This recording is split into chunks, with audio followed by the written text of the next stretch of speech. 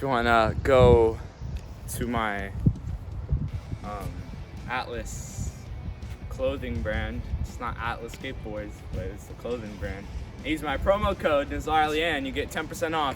And I'll put there's a $5 gift card, so whoever finds that in the link can use it, and you get $5 off and 10% off. For today's video, we have a guest. I don't know if he wants to be in it. No? I thought you were doing a YouTube channel or something. You don't want me to put your Instagram or something? I haven't thought about it.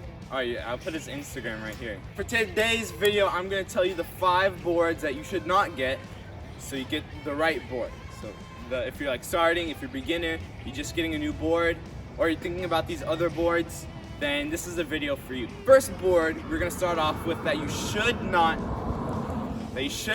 get is a penny board. I have one because my friend gave me it, and I just took it because I don't know, why not? And this is a really horrible board. So if you're thinking about skating and doing tricks, this is a really bad board for you. But if you're just thinking about, I don't know, carrying it to the airport or something, or just cruising around, this is a good board. It's not that good because it's kind of small and just hard to move around. The struts are plastic, the wheels suck, the bearings are horrible. It's just not a good board to do tricks, but for cruising, it's not too bad. It just makes everything like 10 times harder. Oof. Second board you should not get if you're trying tricks is a longboard. A longboard is not for tricks at all. It's just hard to pick up, and it's like a really just straight plank. That's what a longboard is. For boards, you have a nose and tail to make it easier to pop. For longboard, just pretend it's long, but only the middle part. So really hard to move around with tricks and everything. For cruising, it's really fun, and for bombing hills, it's really fun because you don't get speed wobbles and you don't feel those pebbles. So longboard, not very good to get. Jessen has one, if you remember Jessen, but I couldn't use it because I didn't go over to his house today, which I always do.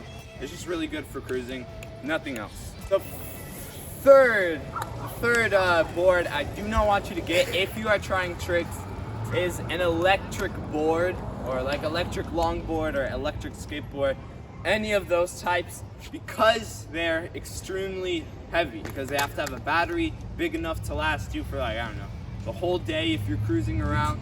So they're extremely heavy, not good for tricks, and if you want to use them for tricks, you might like hit the battery or something, or like do, I don't know, mess it up somehow and you can't use it at all.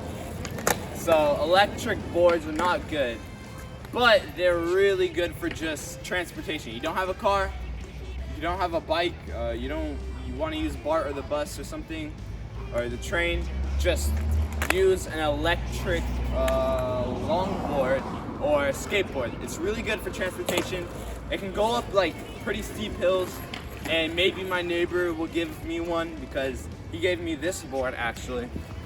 I'm pretty sure I told you. He gave me this board, so maybe he'll give me an electric board. And the final one is going to be a weird shapen looking board. You know those boards that like, for Dragon Ball Z, they have like Vegeta and it's his head, and then there's shoulders, and then there's arms. Like, it's not a real popsicle.